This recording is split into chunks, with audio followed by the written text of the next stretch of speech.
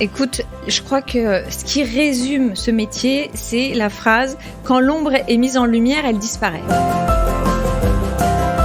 Alors, souvent, je dis « On reste endeuillé », mais le processus de deuil est fini. C'est-à-dire que le deuil, c'est quand même une cicatrice, c'est-à-dire qu'il fait partie de nous. C'est nos cicatrices de vie. Tu vois, et nous, on accompagne la vie jusqu'au bout, tu vois, et c'est la vie, on facilite pas le terrain de la mort, on facilite la vie. Et c'est pour ça que souvent, je te dis, c'est des condensés de vie, parce qu'en fait, on a ces journées compte double, tu vois, c'est comme au Scrabble. Quand on le vit, c'est encore différent, parce que c'est tellement choquant qu'en fait, on entend que ça va pas, mais on comprend pas. Donc, qu'est-ce que vous vivez pour que je puisse vous aider ?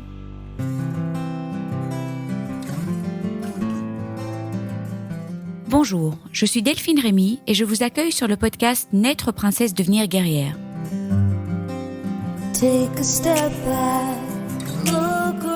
Le podcast qui parle de coups durs, de rebonds et de la maladie autrement. Vous entendrez ici des personnes inspirantes, des médecins, des experts, des philosophes qui j'espère vous feront du bien. Vous entendrez aussi des hommes et des femmes, comme vous, comme moi, des super princesses et des héros du quotidien qui gèrent et qui galèrent, comme vous, comme moi. Ils s'écroulent parfois et ils se relèvent.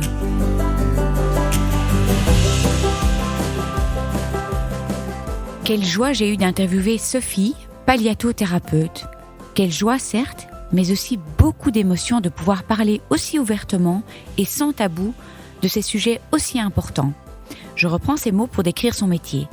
La palliatothérapie est une approche globale de soins de santé holistiques qui vise à améliorer la qualité de vie des proches ayant dans leur entourage une personne atteinte de maladies graves ou chroniques avancées. En apportant une explication plus claire des différentes techniques utilisées lors des soins palliatifs, le proche gagnera en lucidité et le lien sera nourri et apaisé, libérant du temps de qualité pour l'échange. Cela permettra de donner de la vie au jour et non le contraire, libérant la relation pour la vivre sans l'endurer. Le palliatothérapeute aide les proches à trouver leur juste place et le recul nécessaire. Tellement important et parfois si difficile. Comme vous pouvez l'imaginer, nous avons eu un échange très fort autour de la mort, des proches, de ces moments hyper lourds où l'on est parfois si peu outillé pour parler de tout cela et pour vivre tout cela. Mais, nous avons avant tout parlé de la vie, de remettre la mort dans le cycle de la vie, de remettre les familles en lien, de guérir les liens, de mettre des mots sur les mots pour se sentir allégé, pour pouvoir respirer à nouveau dans des moments si douloureux. Nous avons parlé de qualité de vie en fin de vie et même de projet en fin de vie et c'était hyper émouvant, de condenser de vie, d'ouvrir l'espace de parole et de toutes ces rencontres cœur à cœur qu'elle vit au quotidien. Un podcast très fort, un podcast indispensable en fait, car la mort est au programme de la vie. Je vous souhaite une bonne écoute. Bonjour Sophie. Bonjour Delphine. Écoute, merci 1000 fois de m'avoir contactée en fait sur LinkedIn et vraiment je te remercie de tout cœur parce que figure-toi que nous allons parler en fait d'un sujet aujourd'hui dont je veux absolument parler depuis 1 an et demi.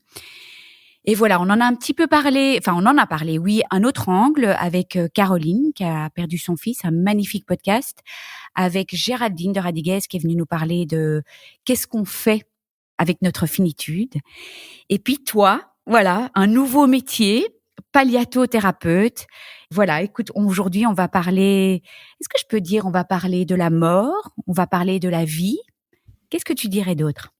De toutes les étapes complexes de la vie, la mort, le deuil. Qu'est-ce que ça fait que d'être endeuillé ? Qu'est-ce que ça fait de perdre quelqu'un ? Qu'est-ce qu'on peut faire ? Comment on peut vivre cette étape de vie ? Parce que pour l'instant, on l'endure beaucoup dans notre société. Tu trouves qu'il y a encore énormément de tabous ? Alors bon, tu vas te présenter après, mais il y a encore beaucoup de tabous autour de la mort. Énormément. C'est entre autres pour ça que je déploie de multiples casquettes pour essayer de faire bouger les choses, oui. Écoute, on va commencer de manière classique. Hein. Tu vas te présenter parce que tu as un parcours absolument extraordinaire. Donc, présente-toi comme tu veux, ta famille. Oui. Et puis, il y a eu beaucoup d'étapes, beaucoup de pays, beaucoup de connaissances dans chaque pays, éventuellement tes passions. Enfin, tu me dis ce que tu veux de toi. Ouais, Delphine, extraordinaire, parcours extraordinaire, peut-être pas, mais un parcours peut-être atypique, oui. Donc, je suis Sophie, j'ai 44 ans, je suis mariée, j'ai 3 enfants, Chloé, Rémi et Léa. Je vais remonter un petit peu parce que le parcours commence, si tu veux, c'est aussi un parcours professionnel et un parcours familial. Donc, je vais te donner un petit peu les deux éléments, mais t'inquiète pas, je vais être brève. Oui, on s'est dit que si, qu'on Non, devait mais un peu t'inquiète. Oui. être garant du temps, mais qu'en fait, on avait envie de parler probablement 3-4 heures, mais voilà. Je te laisse me raconter, je vais pas te couper. J'ai été diplômée du métier d'infirmière en 2000 et je suis très vite partie ailleurs voir comment ça se passait. Donc j'ai exercé mes premières années en Suisse, ce qui m'a permis de passer un diplôme universitaire de soins palliatifs en 2 années à Lyon et à Paris.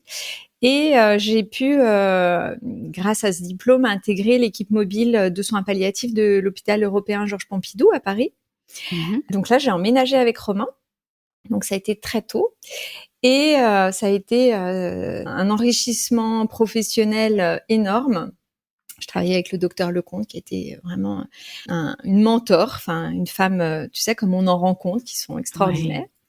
Et puis ensuite, on a décidé de se marier et je te le précise parce que on a fait un voyage de noces un peu en dehors des chemins battus. On est parti en Amérique du Sud traverser ce continent à pied et en tandem durant 9 mois.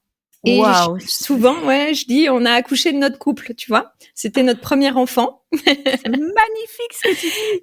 Mais oui. Et donc, quand on est rentré, on souhaitait pas rentrer en France, et donc on est allé s'installer en Espagne. Et en Espagne, j'ai intégré donc une unité de soins palliatifs à Barcelone. Et là, mes 2 grands donc sont nés. Chloé et Rémi donc sont nés à Barcelone. Moi, donc j'étais en unité de soins palliatifs et j'ai encore appris autre chose parce que forcément l'Espagne, même si on est voisins, c'est encore autre chose, une autre culture. Tu vois, ce parcours a commencé en fait à s'enrichir de différentes approches. On a été mutés ensuite. Ça m'intéresserait aussi que tu fasses peut-être juste après, parce que je sais que tu as fait plusieurs pays, mais que tu m'expliques peut-être éventuellement la différence qu'il y a entre les pays par rapport à la mort. D'accord. Alors, je finis la présentation et voilà, je retiens ça, je me le note. Oui, mais parce qu'après il faut, c'est une formation, tu vois, dans ces cas-là, bien parce sûr. Que dans les formations, évidemment, je déploie tout ça, mais là, il faut quand même que je sois plus condensée. Donc voilà, ma petite dernière est née, Léa, en Asturie, donc encore un autre aspect de l'Espagne. On a pu ensuite revenir en France dans la vallée de Chamonix, où là, j'ai aussi travaillé en équipe mobile de soins palliatifs.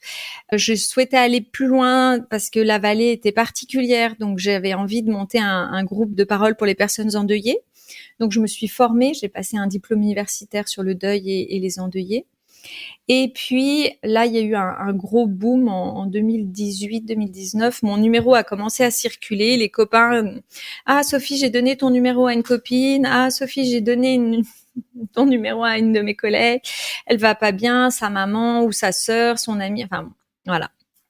Et donc là, je me suis aperçue qu'en fait, bien sûr, on mourrait ailleurs qu'en unité de soins palliatifs. Et en unité de soins palliatifs, c'est un milieu un peu privilégié puisque on accompagne le patient, mais sa famille aussi. Et quand on meurt ailleurs, à la maison, sur la route, en hôpital psychiatrique, gériatrique, à la maternité, en chirurgie, c'est une réalité. Il n'y a pas de lieu particulier pour mourir. Eh bien, on était assez peu outillés. Et donc, c'est comme ça que j'ai ouvert des consultations, beaucoup en distanciel, pour outiller les familles durant la fin de vie et le deuil, pour arriver à comprendre toutes ces informations, parce que souvent c'est dans des moments de choc, dans des moments de difficulté où on doit mobiliser des compétences, où c'est un autre univers. Enfin, tu le sais bien, le monde hospitalier, c'est quand même particulier. Il y a des codes, il y a des façons de faire, il y a un vocabulaire. Peu de médecins savent parler français. Souvent, je dis que je suis une traductrice parce que j'aide à comprendre ce monde-là. J'ai juste une Oui. petite question, Sophie, parce que tu dis on ne décède pas qu'en soins palliatifs. Quel est le pourcentage de gens qui vont en soins palliatifs en fait? Ah, mais c'est Euh, très très peu. c'est très peu, voilà, Mais c'est ça oui. ma question, ouais. Et oui, parce qu'en fait, c'est des petites unités. À chaque fois, Ouais. on a 10 lits maximum. Parce que si tu veux, pour accompagner avec cette qualité-là, on peut pas avoir plus. Mais donc Euh, il y a beaucoup de gens qui rêvent d'aller en soins palliatifs, mais il y a juste pas de place. c'est ça, hein, il y a des listes d'attente qui fonctionnent aussi en fonction de. C'est pas forcément parce que ça fait 3 mois que tu as demandé une place que tu vas l'avoir, c'est aussi en fonction des symptômes. Vu Ouais. qu'on est spécialisé dans les symptômes, dans la prise en charge de la douleur, des vomissements, de la fatigue, des nausées, du hoquet, de la constipation, eh bien, on favorise les gens qui sont plus symptomatiques. Ouais, ouais. Vous voyez, voilà, tu vois, c'est vraiment, enfin, c'est d'humain à humain, c'est toute une. Souvent, c'est pour ça on dit qu'on a plutôt les gens jeunes parce que mourir à 90 ans, bah, c'est plus dans l'ordre des choses et il y a souvent moins de symptômes alors que quelqu'un de 40 ans, de 45 ans qui laisse derrière lui des jeunes enfants, forcément, ça se passe autrement. Et donc, finalement, quand on est dans ces soins palliatifs, il y a tout ce soin pour le malade, pour les aidants, mais en dehors des soins palliatifs, il y avait un grand vide. Et c'est là que tu l'as rempli alors? C'est ça. Oui, ok. Donc, depuis 2018, j'ai ouvert ces consultations pour outiller C'est les magnifique. familles durant cette période-là, parce que c'est quand même des périodes où on sait pas faire. Tu Non. vois, il y a bien une préparation à l'accouchement, mais il n'y a pas de préparation. Donc tu y vas, tu vois, comme ça, naïvement, et le médecin te dit des choses, mais tu le crois, tu sais, enfin, bien sûr, mais tu sais pas les questions qu'il faut poser. Et donc voilà. Donc mon rôle, c'est en amont et en aval pour mieux vivre ces périodes-là. Alors, Sophie, on va commencer par une chose. J'aimerais bien, sur la page de ton site, je trouve ça vraiment extraordinaire comment tu as décrit la palliatothérapie, donc ton métier de palliatothérapeute. Est-ce que tu peux nous dire quelques points? J'ai trouvé ça extrêmement fort. Et puis, il y a un mot qui m'a un peu chipoté, c'était le deuil pathologique. J'ai demandé à mon mari hier, est-ce que tu sais ce que c'est le deuil pathologique? Et donc voilà, je voulais te poser cette question aujourd'hui. Et je trouve que vraiment, ton site est très, très bien fait. Et si tu pouvais reprendre quelques points de ce qu'est le métier de palliatothérapeute. Écoute, je crois que ce qui résume ce métier, c'est la phrase « Quand l'ombre est mise en lumière, elle disparaît ». C'est-à-dire que dès que on aborde ce sujet-là, dès que les familles font l'expérience de parler de la mort, de leurs questions en fait, de le temps qui reste, comment on gère, comment on en discute, est-ce qu'il va me poser des questions, comment ça fait de mourir, quels sont les symptômes, à quoi il faut que je m'attende, et qui voient qu'on peut en parler et qu'il n'y a aucune catastrophe qui arrive, et qu'en fait, c'est un outillage, tout de suite en fait, ça se passe mieux en fait. Ça régule le système nerveux autonome. Ah. Et donc, le gros but de la palliatothérapie, c'est déjà de pouvoir poser des mots, de pouvoir se questionner et d'en avoir conscience. Parce qu'en fait, on est dans une société où on n'en a pas conscience. Et on repousse, la médecine nous fait croire qu'on est immortel. Ouais. Et malheureusement, on reste des êtres humains. Enfin, malheureusement ou heureusement, je ne sais pas. Mais il y a un moment où, oui, on va mourir. Et donc, il vaut mieux pouvoir en parler, en fait. Est-ce que quand ces gens viennent te voir, est-ce que j'imagine qu'ils savent même pas par où commencer, et donc toi tu aides à voir un petit peu plus clair, et est-ce que tu as un espèce de cheminement que tu suis Alors là on parle des accompagnants, hein, on est bien d'accord? Oui, les familles. Ok, les familles, mais tu t'occupes aussi des malades, hein? Oui, mais la destination, c'est plutôt les familles parce que les malades, normalement, ils ont leur équipe médicale, ils ont leur équipe paramédicale. Voilà, c'est C'est chacun. surtout les aidants, oui. Voilà, surtout les aidants. Tu voulais aussi me questionner sur le deuil pathologique. Donc, Oui, c'est parce qu'en fait, j'ai vu de la palliatothérapie, Oui. j'ai vu l'effet secondaire positif et la prévention du deuil pathologique. Oui, tout à fait. Parce qu'en fait, quand on arrive à accompagner les familles en amont de la perte et du décès, eh bien, on a le temps de se préparer, on a le temps de se séparer correctement, peut-être même le patient peut nous donner des consignes sur ce qu'il veut pour sa cérémonie. J'ai beaucoup de patients qui préparent jusque-là. Donc, t'imagines qu'évidemment, c'est plein de graines de planter pour la suite, pour le deuil, pour la famille qui soit. Souvent, les survivants, tu sais, quand ils ont déjà tellement de choses à gérer, c'est des périodes complexes. Et plus on a pu apaiser en amont, plus c'est sain et plus il y a du terreau, plus c'est fertile aussi. Oui. Donc, l'effet secondaire, en effet, c'est la prévention du deuil pathologique. Et le deuil pathologique, c'est un deuil qui se passe très mal, alors le deuil pathologique, pour que tu puisses raconter ça ce soir à ton mari, on connaît tous, tu sais, une grand-mère où elle a perdu un enfant jeune et la chambre est restée intacte. On n'a pas le droit de prononcer son prénom parce que sinon la terre s'effondre. Et il est élevé en demi-dieu. Même elle, quand elle réévoque, ou même la période de son anniversaire dans l'année, c'est un moment où elle est très très fragile. Ça, c'est un deuil pathologique. Ok. Tu vois, un deuil dont on ne sort pas, en fait. Ouais. Alors, souvent, je dis, on reste endeuillé, mais le processus de deuil est fini. C'est-à-dire que le deuil, c'est quand même une cicatrice. C'est-à-dire que il fait partie de nous. C'est nos cicatrices de vie, tu vois.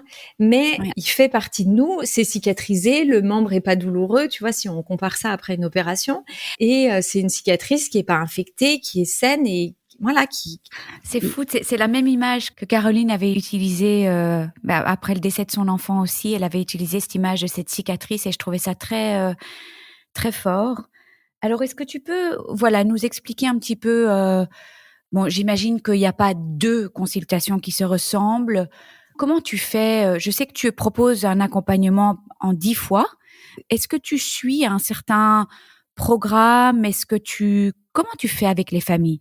Et puis, évidemment, il y a une autre question qui arrive, ma pauvre. Je te pose 1000 questions à la fois, mais parce que je trouve que c'est tellement riche. Tu sais qu'on n'a pas fini mon parcours, parce que j'ai ouvert l'unité de soins palliatifs de l'île Maurice. Oui. Tu sais quoi? On va continuer avec la Suisse et ton parcours. Et puis, je suis désolée, les auditeurs, c'est le propre du podcast. On jump d'un sujet à un autre. Voilà. Mais continue, parce que c'est vrai qu'après, tu as été en Suisse et puis après, tu es ailleurs encore maintenant. Donc, voilà, Suisse, France, Espagne, France et maintenant l'île Maurice, où donc j'ai ouvert la première unité de soins palliatifs de l'île Maurice. Et depuis, j'ai aussi sorti un album jeunesse parce que je veux aussi faire bouger les lignes pour les enfants, les outiller en amont. Souvent, je compare ça à l'éducation sexuelle. Je dis aux parents, mais on parle bien préservatif avant que les enfants soient confrontés au moment où, parce que ça sera pas quand il faudra s'en servir qu'il faudra les outiller. C'est en amont. Pour la mort et le deuil, c'est pareil.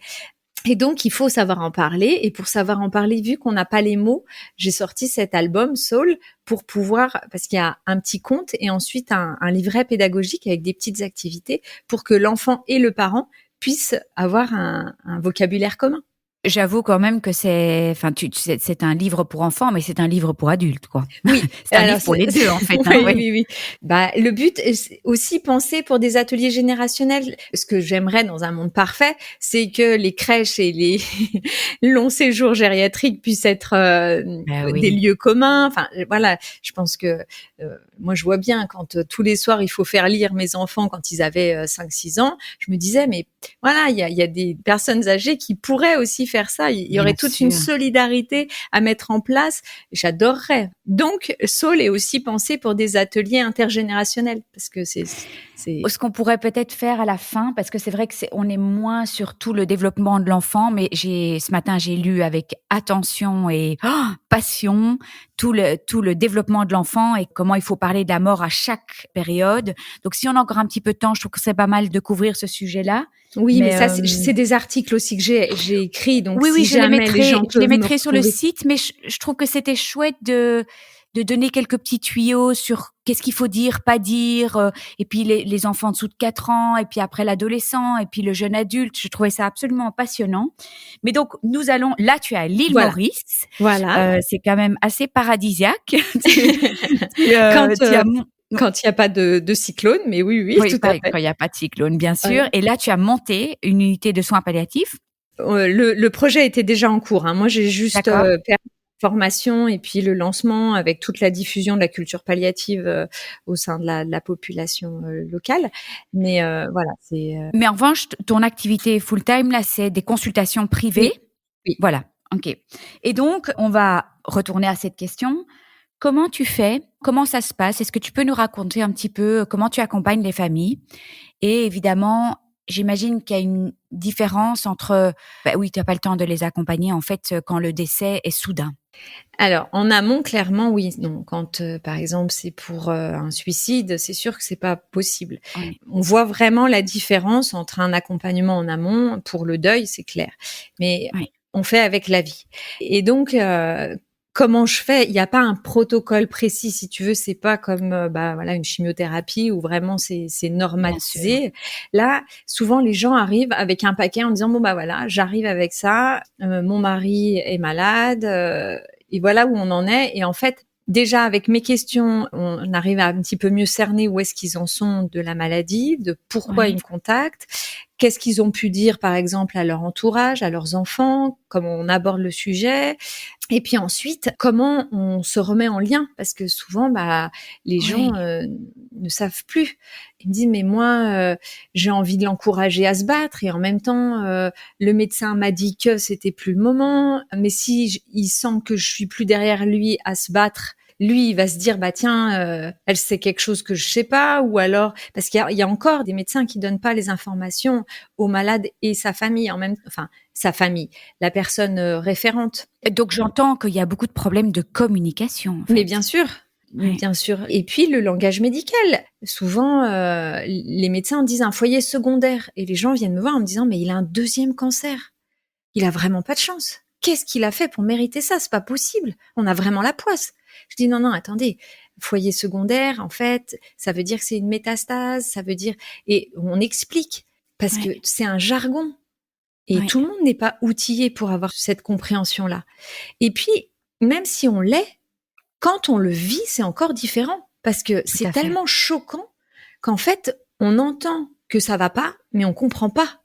Et on Oui, sort de là, on sait plus ce qu'on a entendu. On sait que ça va pas, qu'il y a un truc qui coince, mais en fonction de sa psychologie et de notre relation avec la personne malade, on peut très vite se dire: «Ah mais non, mais ça va aller, on va se battre». En fait, d'entendre ces mots-là, on les entend, mais on les comprend pas forcément.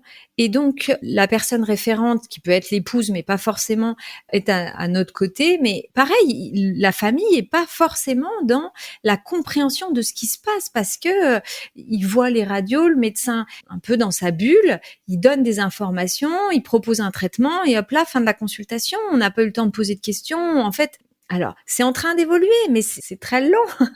Et donc, forcément, de pouvoir ensuite avoir un endroit de débriefing pour dire: «Il m'a dit ça, j'ai compris ça, voilà où est-ce qu'on en est, voilà ce qu'il me propose». Et en même temps, il y a des symptômes parce que les oncologues, les radiothérapeutes, ils s'occupent de la maladie. Et ils oui. s'occupent pas forcément de la qualité de vie. Et la qualité de vie, quand on a des douleurs, quand on a des vomissements, des nausées, qu'on est constipé, mais il faut s'en Et occuper. tout ça, c'est en fait quand on sait que les traitements ne fonctionnent plus. Donc tout ce dont tu parles là maintenant, c'est les gens viennent te trouver quand ils savent que les traitements ne fonctionnent plus ou qu'on ne pourra plus rien faire pour le malade? Mais pas forcément, Pas figure-toi. Parce forcément. qu'en fait, déjà, certaines familles viennent me voir pour comprendre. Et puis après, on se revoit plus pendant quelques temps. Et puis, ou certaines fois, on se revoit plus du tout. Mais ou alors ils reviennent régulièrement. Ah il s'est passé ça. J'aurais besoin de telle information. Comment ça se passe? On en est où là? En fait, si tu veux, c'est aussi de leur donner des, comme dans un jeu de cartes, tu vois. Moi, mon but, c'est de leur donner le plus de cartes en main Ouais, pour leur dire voilà ce qui est possible, voilà ce qui existe en fait. Parce qu'en fait, c'est pas antinomique d'avoir un oncologue et d'aller voir un médecin de soins palliatifs, parce qu'un médecin de soins palliatifs, c'est un spécialiste des symptômes. Et donc lui, son job, c'est la douleur, c'est les nausées, c'est les vomissements, la fatigue. mais est-ce Donc que c'est y de donc remettre de la qualité de vie, tu vois ce que je veux dire? bien sûr, mais en Et fait, palliatif n'est pas égal à phase terminale, à voilà. phase terminale. Mais non. Ceci dit, oui, c'est ça. Ou alors, j'entendais souvent, je rentre en maison de répit, mais il se fait que toutes les personnes qui sont rentrées en maison de répit sont pas sorties des maisons de répit. Est-ce que la majorité des gens rentrent en soins palliatifs parce que il y a plus de traitement ou ça peut être un répit et puis ils en sortent?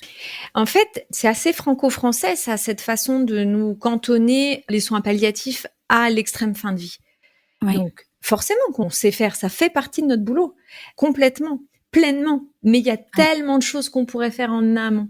Et tu sais quoi, il y a même des études qui prouvent que plus tôt on rentre en soins palliatifs, plus l'espérance de vie se rallonge. Parce qu'en fait, la qualité de vie reprend le dessus, mais même les projets, tu vois, vu que nous, on est vraiment dans une prise en charge globale du patient, on a eu des patients qui sont retournés à la pêche, choses infimes, mais si tu veux, ça projette, et d'avoir des projets, il y a toujours des projets fous, mais des projets, ça fait partie de la vie, d'être ancré dans la vie, et ça, c'est notre boulot, tu vois. Mais je suis évidemment struck par le mot projet. Évidemment, si une personne est en fin de vie, alors est-ce que tu te souviens d'un exemple ou mais des d'un cas exemples, concret? j'en ai plein, parce qu'en fait, c'est tellement, si tu veux, nous, ce qu'on vit, alors là, je te parle en unité de soins palliatifs, je te parle pas dans mes consultations, mais c'est de la vie, c'est du condensé de vie. On a fait des mariages. Et tu vois, et là, mais il y a une ambiance une semaine avant, parce qu'en fait, c'est comme des préparatifs de mariage, on est tous à fond. Et puis en plus, vu que souvent, il faut dire ce qui est, on est plutôt des nanas, bon bah forcément, toute l'équipe est derrière, tu vois, parce qu'on est toutes comme des dingues. Non, mais des projets, ça peut être des voyages. On a des patients qui sont partis en nous disant bon bah je vais faire mon mini tour de France, et en fait il fait le tour de France de ses petits enfants, il va les voir. Enfin, des projets, on en a eu plein. Mais tu sais, j'avais été à une conférence de Anne de la Tour qui parlait justement des soins palliatifs. C'était une conférence sur les soins palliatifs et un peu pas une comparaison, mais soins palliatifs versus euthanasie et parler un petit peu de chaque, mais là, on va pas se lancer dans ce débat aujourd'hui, mais enfin, j'étais complètement convaincue par ces soins palliatifs et elle disait, j'étais même étonnée, elle disait qu'il y avait certaines personnes vraiment en fin de vie qui disaient « Oh, mais je vais aller faire un tournoi de golf et tout ça ». Et en fait, les infirmières soutenaient ça et disaient « Mais oui, parce que ça faisait rêver le malade ». Et je me disais « Mais en fait quoi? Est-ce qu'on ment? Est-ce qu'on dit pas? Est-ce que… » Je me posais beaucoup de questions par rapport à ça. Alors, en fait, je ne sais pas ce qui va arriver dans la vie de l'autre. Est-ce que son tournoi de golf, elle va le voir à la télé et elle va kiffer? Est-ce que, au contraire, on va arriver à organiser un déplacement, même en lit, c'est déjà arrivé, pour qu'elle puisse se rendre dans des tribunes ou, tu vois, alors elle fera pas le green entièrement, c'est sûr, mais tu vois, des projets fous et qui, au final, enfin, je veux dire, ça demande, au niveau logistique, oui, ça demande de s'y plonger, mais c'est pas non plus impossible. On les envoie pas à Euro Disney. Alors, on pourrait pour les enfants, mais dans les souhaits et dans la vie de chacun, pour que, jusqu'au bout, les êtres humains se sentent vivants. Tu vois, et nous, on accompagne la vie jusqu'au bout, tu vois, et c'est la vie. On facilite pas le terrain de la mort, on facilite la vie. Et c'est pour ça que souvent, je te dis, c'est des condensés de vie, parce qu'en fait, on a ces journées compte double, tu vois, c'est comme au Scrabble. Mais oui, et puis j'imagine que c'est quand même… Tu l'as écrit d'ailleurs, je crois que je l'ai écrit dans mon carnet parce que tu as parlé vraiment… On se débarrasse de tout ce qui n'est pas essentiel. C'est ça, on arrive vraiment aux questions essentielles. Alors, je sais qu'en préparation de ce podcast, je t'avais parlé d'une personne qui voulait absolument dire au revoir, mais sa maman n'arrivait pas à dire au revoir. J'imagine que c'est pas toujours très smooth et toujours très fluide. Alors là aussi, si dans ce genre de situation, on fait aussi beaucoup de prévention, parce que même si on est les spécialistes de la vie et du condensé de vie, on ne sait pas ce dont la personne qui va décéder a besoin pour décéder. Est-ce qu'elle a besoin d'être entourée ou est-ce qu'au contraire, elle a besoin d'être seule? Qu'est-ce qui fera qu'elle choisira ce moment-là? Franchement, encore à l'heure actuelle, après 22 ans d'expérience, je ne sais toujours pas. Par contre, ce que je peux te dire avec l'expérience, c'est que des familles qui se relaient 24 heures sur 24, c'est dans les 5 minutes où une des personnes de la famille va aller aux toilettes, va aller chercher un café, que la personne va décéder. Et que ça, si ces mots-là sont posés avant en leur disant « on ne sait pas ce dont l'autre a besoin », pour décéder, parce que d'y être 24 heures sur 24, ce sont nos projections de la bonne mort, la mort entourée, la mort avec tous les gens qu'elle aime. Est-ce que, par exemple, moi, quand je vais mourir, moi-même, pour l'instant, je n'en sais rien. J'imagine que je voudrais ça, mais qu'est-ce qui fera que ça fonctionnera? Je ne sais pas. Et donc, forcément, il vaut mieux avoir posé ces mots avant pour que la famille puisse se dire, elle avait besoin d'être seule, plutôt que pendant les 10 prochaines années, elle passe son temps à se dire, je suis sortie 5 minutes et j'ai pas été là au moment où je suis vraiment une fille lamentable. J'avais promis que je serais là jusqu'au bout, j'ai pas été là jusqu'au bout, et de charrier cette culpabilité horrible. Et on entend ça. Mais ça, c'est quelque chose que toi, tu expliques en amont aussi. Bien sûr. C'est vrai que c'est ce qui est arrivé à ma belle-mère. On s'est relayé 5 jours, 24 heures sur 24, et elle est décédée juste quand il y avait personne. Et donc, on s'est dit, alors après, bon, on s'est dit que c'était son choix, ou je sais pas trop si c'est son choix. Enfin, j'en sais rien. Parce l'énergie de vie, qu'est-ce qui fait qu'on est le jour où on est? Alors, oui, il y a la lune, il y a le corps de la femme, mais il y a le bébé. Qu'est-ce qui fait qu'on meurt ce jour-là? Il y a son corps, sa maladie, sa fin de vie, l'énergie de vie. Enfin, ça, c'est de la c'est un mystère, et c'est bien qu'il en reste. Bien sûr. Mais donc là, tu aides justement à déculpabiliser si justement la fille est arrivée trop tard parce qu'elle était en voyage, donc à aider. Surtout, en fait, alors mon boulot, c'est surtout de le faire en amont, c'est de dire, très bien, vous partez en voyage, dites au revoir. Dites-lui, je pars en voyage de telle date à telle date, donc je te dis adieu. Je reviendrai. Ma question, c'était justement le futur défunt qui ne voulait pas dire au revoir, qui voulait pas lâcher. Et donc, ça, c'est très compliqué aussi. Ça va dans des personnalités qui ont le contrôle et qui veulent avoir le contrôle jusqu'au bout. Ouais. C'est difficile pour les familles. Si tu veux, c'est aussi des patients qui se tiennent aux barrières ou qui se tiennent au triangle, tu vois, qui ne lâchent pas, qui ne baissent pas les bras, qui, aussi bien mentalement que physiquement, on le voit. Et donc, oui, ça arrive. C'est plus difficile pour les familles. Si elle est accompagnée, on va pouvoir aider la personne en fin de vie, et forcément, il y aura un impact sur la famille. Ouais. En fait, si tu veux, si on fait du bien à la famille, le patient est plus soulagé, et si le patient est soulagé de ses symptômes physiques et arrive à être en communication avec sa famille, ça fait du bien à la famille. C'est intrinsèquement lié, et c'est pour ça que c'est hyper important. Enfin, après, évidemment, moi, je suis hyper convaincue, j'adore ce que je fais, et tu vois, je le porte avec mes ovaires, tu vois, c'est vraiment un truc tripal, mais oui, parce que c'est l'humain, c'est dans la nuance, et en même temps, chaque famille est unique, chaque patient, chaque être humain, chaque relation, et c'est ça toute la beauté. On n'a pas un jour qui se ressemble, tu vois. Est-ce que c'est juste si je dis, en fait, tu agis vraiment comme un liant? Un liant, oui, remettre du lien et... Remettre du lien. Alors évidemment, j'ai envie de te poser une question qui est un petit peu difficile, mais qu'est-ce qu'il en est de quand les relations n'étaient pas bonnes et que voilà, il reste encore un petit peu du temps. J'imagine que les aidants viennent te dire, voilà, moi ça n'a jamais été bien avec cette personne. Comment tu fais pour aider ces personnes? Parce que c'est très dur, j'imagine, ces moments-là. Oui, c'est dur, et en même temps, on réfléchit à aussi nos projections, c'est-à-dire qu'il n'y a pas de bonne mort, il n'y a pas de formule où on est dans le pays des bisounours, mais quand même pas à ce point, tu vois ce que je veux dire? Et j'ai l'exemple, j'étais toute jeune infirmière, et il y a un monsieur qui prenait beaucoup de temps à mourir, et il avait une fille, et sa fille ne venait pas, alors qu'ils habitaient la même ville, et elle venait pas la voir. Moi, tu vois, avec toute mon énergie de jeune débutante, je me dis quand même. Et mes collègues essayaient de me raisonner en me disant, tu sais, Sophie, on ne sait pas. J'entendais pas. Quand même. J'étais, tu vois, très dans mes convictions, alors que maintenant, ça a beaucoup évolué.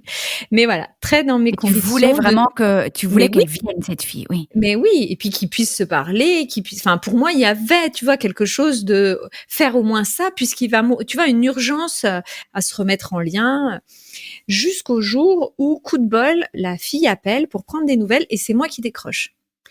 Et donc, j'arrive à me mettre en lien avec cette personne, et je sais plus, parce qu'évidemment, c'était il y a une vingtaine d'années, mais je sais plus comment je lui dis, mais je lui fais entendre que quand même, il faut qu'elle ait conscience que son papa va mourir et que c'est une question d'heures, de jours, mais il y en a plus pour. Et là, elle me dit, mais écoutez, mon père a été incestueux et pour moi, ça fait belle lurette qu'il est mort.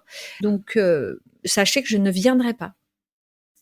Ah oui. Ah bah là, ça a été une douche froide pour moi. Et en même temps, j'ai bien compris qu'il n'y avait pas de formule magique pour chacun. Enfin, que je pouvais pas calquer mes besoins et mes envies chez tout le monde. Et oui, elle a été très ferme et je lui en remercie parce que elle s'est pas laissée ébranler par mon discours.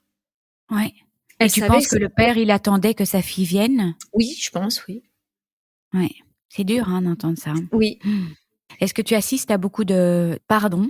Parce que je me souviens d'un podcast d'une femme qui, le papa, elle voulait qu'il y ait un pardon, mais il est mort un peu trop tôt. Et donc, c'est sorti quand même dans le podcast, on n'a pas eu le temps de se dire pardon. Et donc ça, c'est un peu dur, Alors, moi, mon but, c'est de remettre les familles en lien. J'assiste pas à toutes leurs conversations, je suis à ma place, tu vois, je fais pas partie de leur famille. Donc, je dirais pas que j'ai beaucoup d'expérience de pardon. Par contre, j'ai beaucoup d'expérience de guérison de liens. Ouais. Où les gens reviennent vers moi. Tu sais, c'est la même, guérison de lien et pardon, c'est un peu. Pour moi, c'est proche, mais tu vois ce que je veux dire, c'est que je veux juste mettre cette nuance-là parce que je suis pas à côté d'eux, je suis pas là pour leur dire non. Alors, ce que veut dire votre fille, c'est que oui, mais ce que veut dire votre papa, et de remettre les deux en lien en faisant de la médiation. Non, mon outil, c'est pas ça. Et par contre, oui, c'est les aider à cheminer. Et donc, oui, des expériences, j'en ai, oui, plutôt, j'appellerais ça, oui, de la guérison de liens. Ou j'imagine que si déjà ces aidants viennent te voir et ils libèrent déjà tellement de choses, il y a déjà toute une guérison qui se passe avec toi et puis ça va mieux avec le. Mais exactement. Voilà, c'est qu'ils ont, débriefé, pris des petits tips, tu vois, pour comment se remettre en lien, qu'est-ce que je peux lui dire. Et puis, si tu veux, toute mon expérience auprès des personnes en fin de vie, je peux aussi leur témoigner en leur disant, mais attendez, vous pensez qu'ils raisonnent comme ça, mais peut-être que c'est une réaction à ça, c'est une réaction à ça, ou c'est les médicaments qui l'ont rendu un peu plus irritable. Enfin, remettons aussi de la perspective. Et donc, moi, c'est souvent, mon but, c'est de leur faire un pas de côté sur la situation. Oui. Voilà. De mieux comprendre, de le vivre, en fait, plutôt que de l'endurer. Oui, j'étais marquée par une phrase que tu avais écrite dans cet article sur ton site. J'ai l'impression que les patients ont avalé du ciment. C'était vraiment très, très fort. En fait, tu sais, personne n'ose parler. Mais c'est ça. Les ambiances à l'hôpital, c'est que souvent, mais oui, t'as un patient et la famille autour, les barrières sont mises, oh là là, et plus personne respire ou respire en fonction de la respiration du patient, mais personne ne parle, oh là là, mon Dieu, ouvrez la fenêtre, faites rentrer de l'air, les chants des petits oiseaux, là, enfin. Mais bon, oui, c'est vrai qu'on n'est pas du tout outillé, quoi. Donc, en fait, finalement, est-ce que dès que le sujet de la fin de vie a été abordé du côté des aidants, en fait, dès que la communication est de nouveau fluide entre la personne qui va décéder et les aidants, alors, je vais te poser une question, c'est peut-être pas comme ça que je veux la poser, mais alors, du coup, on est dans un processus de mort idéale.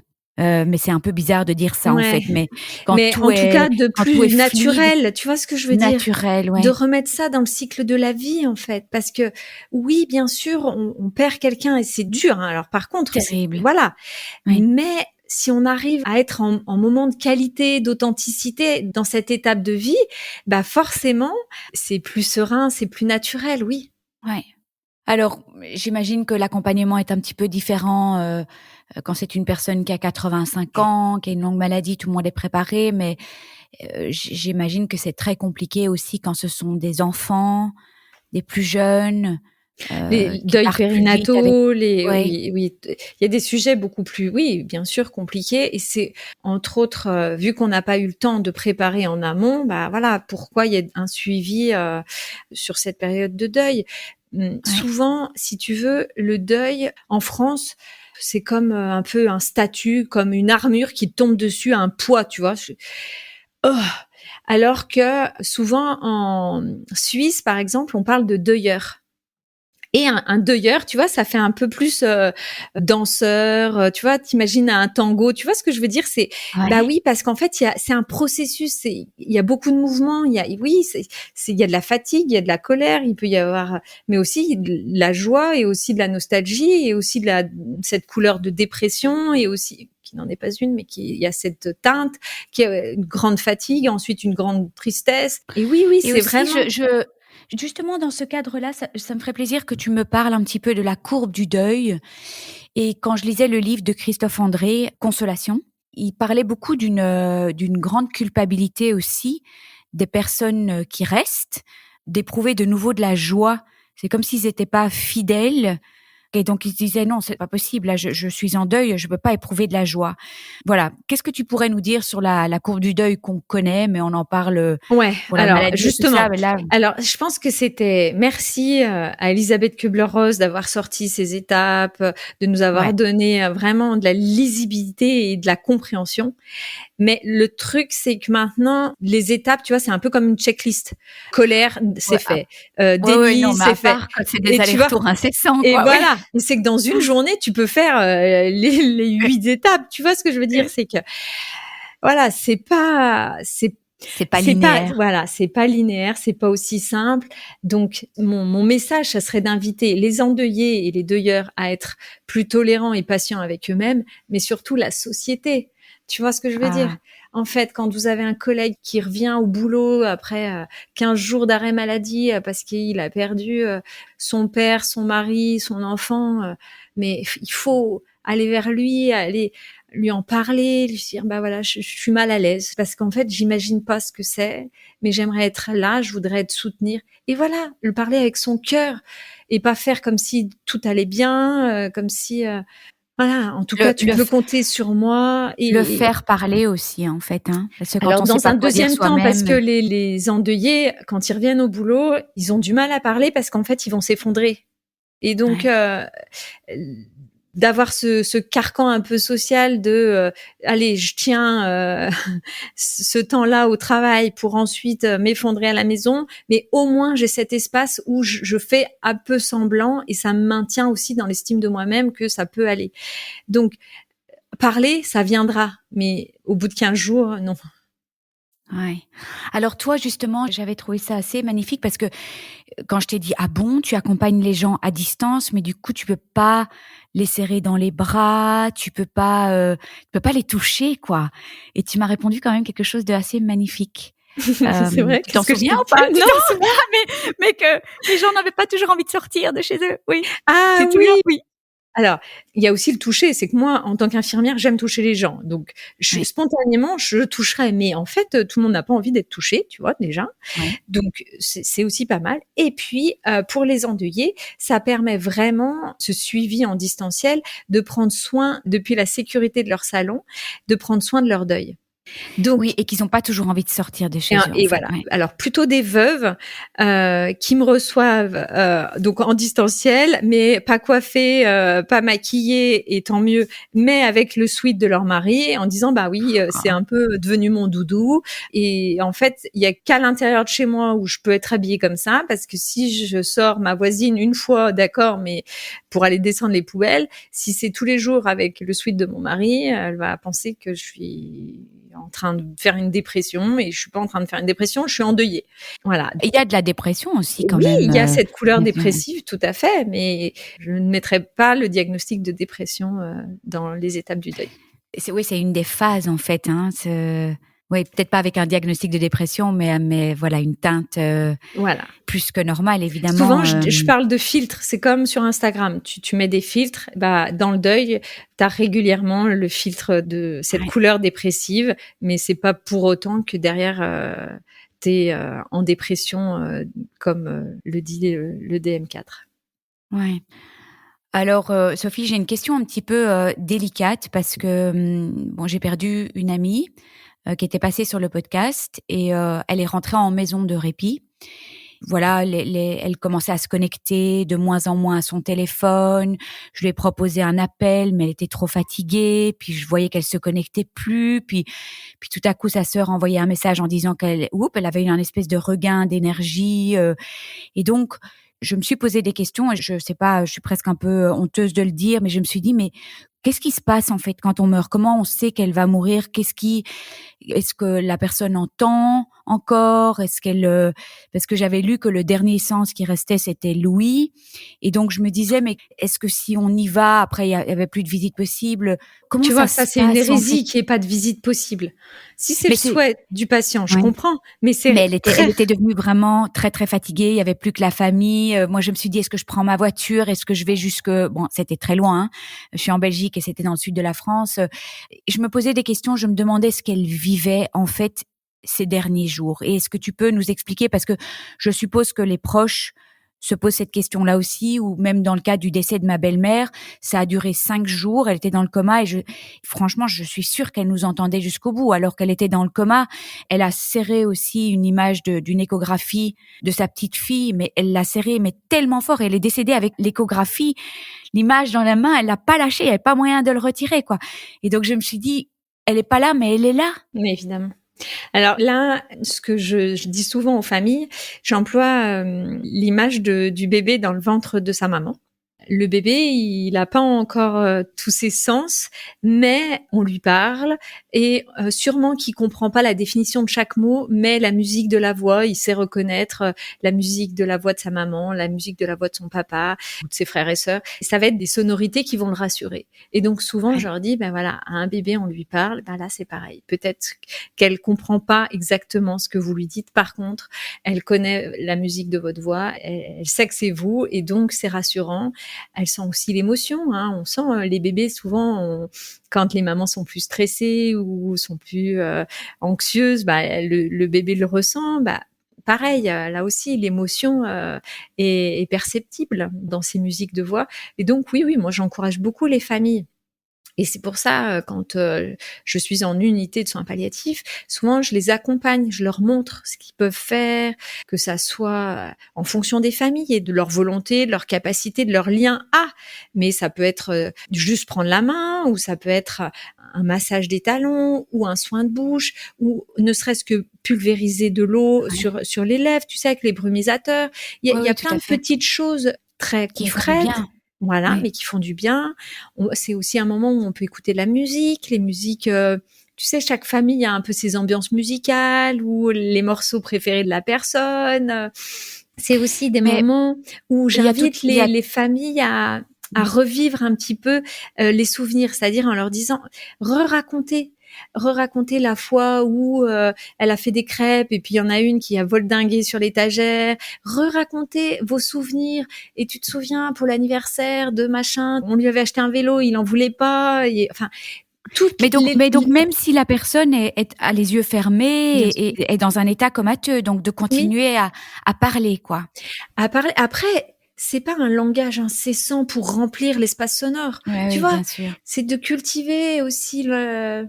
Mais j'imagine aussi que quand toute la famille est autour et échange et se souvient, et le futur défunt, il entend quand même tout ça. Il entend.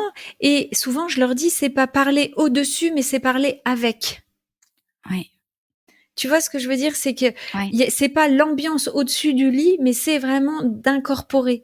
Et puis, ouais. voilà, peut-être ça sera 10 minutes, un quart d'heure, et ensuite, bah, on va dans le salon des familles, ou il n'y a pas obligé que ça soit des heures durant. Voilà, mais il vaut mieux moins et bon que beaucoup et de mauvaise qualité. Et donc, Ouais. souvent, j'encourage les familles en leur disant, vous n'avez pas forcément besoin d'être là. Jugez ce qui est bon pour vous. Et dites-le en disant, bah, je reviens demain, je reviens dans 3 jours à 16 heures. Comme ça, la personne, elle le sait. Là, actuellement, par exemple, là, ma maman sera en difficulté, en fin de vie. Elle sait que je suis pas là tous les jours. Donc, si je rentre en France, je vais venir et forcément, j'aurai envie d'être proche d'elle. Mais, par exemple, le matin, je vais aussi faire ma routine, peut-être plus aider mon papa, et l'après-midi, lui consacrer 1 heure et voir un peu en fonction des soins comment ça se passe. Mais je vais pas lui imposer ma présence 24/24 si c'était pas déjà notre relation. Tu vois ce que je veux dire? Mais alors, par exemple, dans le cas de personnes qui semblent avoir très peur de mourir, tu le vois souvent ça? Mais tu disais que c'était celle qui était très fort en contrôle, en fait. Oui. et Comment est-ce qu'on que peut apaiser? Est-ce que la morphine, évidemment, aide non, ou c'est pas pas? la morphine.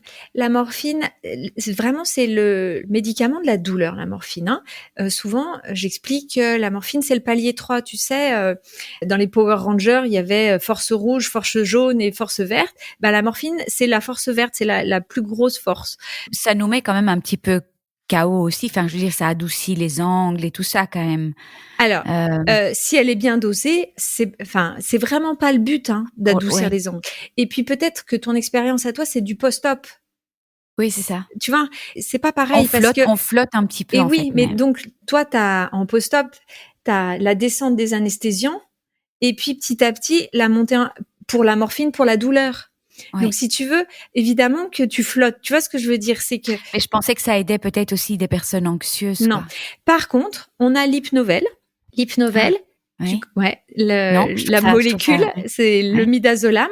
C'est vraiment la molécule, oui, pour aider Pour l'anxiété. voilà, dans l'anxiété. Et c'est une molécule qui est absolument géniale parce qu'elle a une durée de vie de 20 minutes. Donc, si tu veux, on peut faire juste un bolus pour passer une crise anxieuse où la personne arrive épuisée en disant je ne dors plus la nuit. J'ai toutes mes petites voix qui disent pla pla pla et il faut pas que tu t'endormes, tu vas jamais te réveiller. Toutes ces angoisses là, parce Oh là qu'évidemment, là mais là là. évidemment.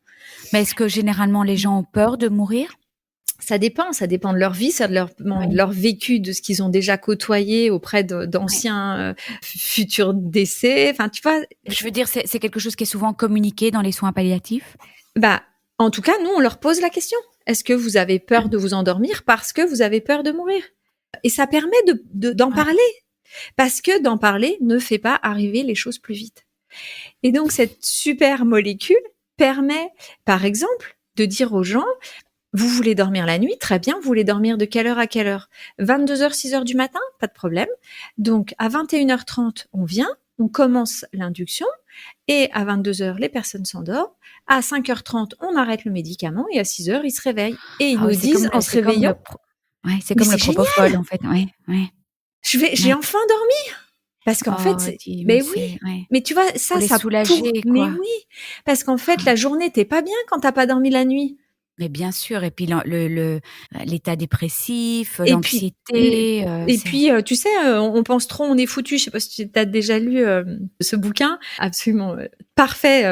C'est Serge Marquis qui parle d'un petit hamster qui tourne dans sa roue. ouais. Et quand on commence, tu sais, comme aussi bien sur la to-do list que sur les idées Non, de mais mon. surtout dans Mais des bien sûr, épisodes comme ça, quoi. C'est voilà. Et donc de pouvoir arrêter ce petit hamster, tu vois, les gens ils te disent ah mais ça y est. Et en oh, fait, c'est des doses pédiatriques qu'on utilise, mais ça permet en fait de revivre la journée. Par exemple, on a beaucoup de personnes âgées qui inversent leur rythme nictéméral, donc qui dorment la journée et qui sont réveillées la nuit. Pourquoi? Parce que la journée, il y a de la vie, il y a des gens, et donc c'est moins flippant. Alors que la nuit, oh, c'est dis, flippant. Et oui, notre but, c'est vraiment d'ouvrir l'espace de parole en disant, voilà, quelles sont vos questions? Le pire du pire. Allez-y, expliquez-moi. Comme ça, on peut en parler. Je vais vous expliquer. Voilà ce qu'on peut faire. C'est un peu comme Darty, le contrat confiance. Tu vois ce que je veux dire? ouais. Pardon pour le, mais Ouais, tu vois, c'est que ouais, en oui. fait, c'est vraiment une relation hyper humaine, interhumaine, équipe patient, là pour en unité de soins palliatifs, pour que ça se passe bien. Donc, qu'est-ce que vous vivez pour que je puisse vous aider? C'est magnifique. C'est magnifique. Et alors, soins palliatifs à domicile aussi, tu peux dire juste un petit mot? Alors ça, sont souvent les HAD ou les équipes mobiles de soins palliatifs. Les Ok. équipes mobiles de soins palliatifs, elles viennent à domicile, mais pour aider l'équipe référente, le médecin traitant, l'infirmière libérale, pour dire, bon, bah voilà, là, en soins palliatifs, on marche en équipe, en binôme. Donc, en équipe mobile, on se déplace soit médecin-infirmière, soit psychologue-infirmière, soit psychologue-médecin. Mais c'est pas une personne, c'est au minimum deux. Ça permet de penser à tous les aspects parce que on part du principe qu'on est plus intelligent à deux cerveaux, qu'on écoute 4 fois plus avec 4 oreilles, Ouais. à plusieurs justement. Donc on est vraiment dans cet accueil-là avec ce regard pluridisciplinaire parce que l'infirmière, la psychologue, le médecin verront pas les mêmes choses. Donc on va être vigilant à plusieurs choses, plusieurs aspects et on va pouvoir aider à la prise en charge à domicile. Il y a encore beaucoup de Français qui souhaitent mourir à domicile. Et Oui, tout ça, à c'est fait, oui. possible si, la famille, elle tient le coup, parce que le coup de stress à 4 heures du matin et qui finit sur un brancard aux urgences, c'est pas le bon plan. Ouais. Donc, si tu veux, tout notre travail, c'est justement d'encadrer, d'ouvrir les sujets pour préparer, pour anticiper, parce que à 4 heures du matin, il faudra pas qu'il y ait un coup de stress et finir aux urgences, parce que c'est pas ce qu'on souhaite. Alors, je me souviens, ça fait déjà 1 heure qu'on enregistre, mais j'aimerais juste encore te poser une question parce que je me souviens que tu m'avais dit que tu avais tu étais intervenue dans une réunion de famille. Oui, je fais ça Et donc, régulièrement. pour être sûr que tout le monde avait bien compris la même chose. Alors, comment ça se passe, par exemple, voilà, parce que c'est souvent des moments où toute la famille est rassemblée, c'est compliqué. Et pas Qu'est-ce que tu forcément, fais? Delphine, parce que justement, par exemple, beaucoup de parents ont leurs enfants, un en Nouvelle-Zélande et un à Tout à fait. Annecy, tu vois? Oui. Et donc de pouvoir faire une visio en disant bon voilà, Ah, ça c'est génial, et oui. voilà, et avec un tiers pour pouvoir libérer la parole, parce que je sais que tu sais, mais toi tu ne sais pas que, tu vois, tous Oh ces, là là. et oui, et donc de pouvoir ouvrir, que les frères et sœurs entendent la même chose au même moment, pouvoir reformuler, pouvoir dire mais alors attendez, qu'est-ce que vous avez compris, qu'est-ce que ça vous fait, parce que j'entends là il y a une montée d'émotions, qu'est-ce qui se cache derrière, tu vois, et après ouvrir la discussion. Et donc ça, quand on se prépare à la perte, mais aussi pendant le deuil. Oui, ça c'est précieux. Donc là, en fait, tu agis, oui, de nouveau comme un liant et presque comme un médiateur en fait entre toutes Oui, les parce parties. Être que sûr que si tu ouais, veux, que tout le les monde. deuils s'entrechoquent. Et là, je te Ah ouais. disais, une famille, allez, un en Nouvelle-Zélande, un à Toulouse, enfin, tu vois, déjà, les kilomètres n'aident pas. Et en plus, les deuils s'entrechoquent. C'est-à-dire que, par exemple, si moi je suis la fille et ma mère est veuve, elle aura perdu son mari et moi mon papa. Et donc Ouais, j'aurai, mon propre deuil, mais bien sûr. Ah, ouais. quand je vais vouloir soutenir ma maman, elle va me dire des trucs et moi je vais me dire mais attends, mais elle croit qu'elle est la seule à être en difficulté. Moi aussi je suis triste. Donc bam, euh, Je l'ai entendu hier. Je l'ai entendu tu vois. hier justement d'une amie. Mais moi aussi, je suis en deuil. Et Mais voilà. Et donc en ah, fait le socle familial est fait socle et on a besoin de ce socle. Mais c'est ouais. pas les meilleures personnes pour s'entraider à ce moment-là dans ce processus-là, Ah, c'est parce que intéressant ce que tu tu dis. vois, Ouais. il y a besoin de socle, il y a besoin d'amis, il y a besoin de famille, mais il y a quand même j'ai envie de dire les endeuillés principaux et les endeuillés secondaires qui ont les répercussions de ce deuil. Et donc Tout à fait. forcément, voilà. Donc Oh voilà là là, quoi. Sophie, c'est juste passionnant. Mais on n'a pas eu le temps de couvrir ton Bah livre ouais. Soul. Alors, je pense qu'on fera un deuxième podcast, si tu veux bien. Mais oui, avec plaisir. Mais tu vois, enfin, Euh, le problème aussi, c'est que je pourrais en parler pendant des heures. Moi, il faut aussi un mais peu me moi, je pourrais cadrer. te poser des questions pendant des heures aussi. Tu vois, c'est ça le problème aussi. J'aimerais juste terminer par une phrase que j'ai trouvée magnifique. En fait, plusieurs. Et puis, je vais te demander de conclure. Attends, il faudrait que je les retrouve parce qu'il y avait le... Attends, l'hiver Ah, et il le faut tout printemps un là. hiver pour bercer un printemps. Voilà, que je Ouais. trouvais absolument magnifique. Et on pourrait croire que mon métier est triste, il est pourtant lumineux. Ben Et oui. donc voilà, j'ai trouvé ça magnifique. Et alors, c'est toujours un peu la question piège, mais comment est-ce que tu as envie de terminer ce podcast? Ah oui, c'est la question près. J'ai envie de Ouais. terminer en disant que la vie, enfin, je crois qu'il faut toute une vie pour apprendre à mourir, et que vraiment mon métier me l'apprend tous les jours, me le rappelle tous les jours. Donc pour moi, oui, ça a beaucoup de sens, et toutes ces rencontres, tu vois, c'est vraiment à chaque fois d'être humain à être humain, d'authenticité. On est vraiment dans le cœur à cœur, et c'est vraiment un métier qui me nourrit. C'est très puissant. Ouais, j'aime ce que Les je fais. émotions, les émotions montent et ben on sent vraiment que tu aimes ce que tu fais et je suis sûre que tu aides toutes ces personnes. Alors tu es ben loin, loin, loin, mais on peut te contacter.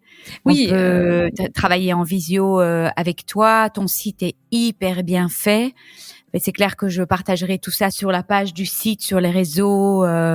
Merci pour tout ce que tu fais. J'aimerais bien que tu y mettes des articles aussi. Ta page Instagram est super parce que on lit paléatothérapeute, mais on voit que la vie. mais, mais je te dis, moi, oui, c'est C'est vraiment rajouter de la vie. Attends, tu l'avais dit d'ailleurs, mais c'est rajouter de la qualité de vie, mais c'est rajouter de la vie au jour et pas des jours. Oui, c'est ça. Mais je sais plus qui est l'auteur de cette citation, mais je trouvais magnifique en fait. Est-ce que tu peux juste nous la dire? Oui, le but c'est de rajouter de la vie au jour et non des jours à la vie, parce qu'en fait, voilà, c'est la quintessence même, c'est de pouvoir vivre pleinement. Écoute Sophie, merci tout cœur. Merci à toi Delphine. Vraiment merci, j'ai hâte de poster ce podcast d'ailleurs très bientôt. Et donc j'ai hâte de le monter et voilà, et c'est toujours un plaisir pour moi de réécouter parce que tu vois, on entend de nouveau d'autres choses merci de tout cœur. Je vous remercie de tout cœur de nous avoir écoutés. N'oubliez pas de vous abonner si vous désirez recevoir les notifications des prochains épisodes. Et puis si vous avez apprécié cet épisode, ça me ferait vraiment très plaisir que vous me laissiez une bonne note, comme à l'école, 5 étoiles, et peut-être même un commentaire ou un partage sur les réseaux sociaux, parce que c'est grâce à vos commentaires, vos étoiles, vos partages, que le podcast pourra aider plus de monde encore, et c'est tout ce que je souhaite. Donner ou redonner espoir, se serrer les coudes tous ensemble, partager nos joies, nos peines, et célébrer toutes nos petites victoires. Si vous aussi, vous désirez partager votre histoire, n'hésitez pas à m'envoyer une petite vidéo témoignage de 5 à 10 minutes avec les thématiques que vous souhaitez aborder. Et puis, dernière petite chose, Naître princesse devenir guerrière a lancé sa page sur Tipeee, une plateforme de soutien pour aider les créateurs de contenu, les podcasteurs, les artistes à vivre de leur passion. Comme vous pouvez l'imaginer, le podcast représente un énorme investissement en termes de temps, de travail et de moyens. Un effort qui m'est rendu évidemment au centuple, grâce à tous vos mots doux, vos écoutes, vos commentaires, vos encouragements et j'en passe. Et pour tout cela, merci de tout cœur. Mon intention aujourd'hui est de pouvoir rendre le podcast pérenne et qu'il puisse s'autofinancer. Alors recevoir le soutien de mes auditeurs serait le plus beau des cadeaux. Un petit montant, 1 euro, 2 euros, 5 euros peut faire une énorme différence. Si vous désirez me soutenir, toutes les infos sont dans la description de tous les podcasts. Et je tiens vraiment à dire quelque chose de très important. La gratuité de mon podcast est et restera ma grande priorité, quoi qu'il arrive. Je veux qu'il puisse aider le plus grand nombre, peu importe les moyens. Je vous embrasse tous très fort et prenez bien soin de vous. On se retrouve la semaine prochaine.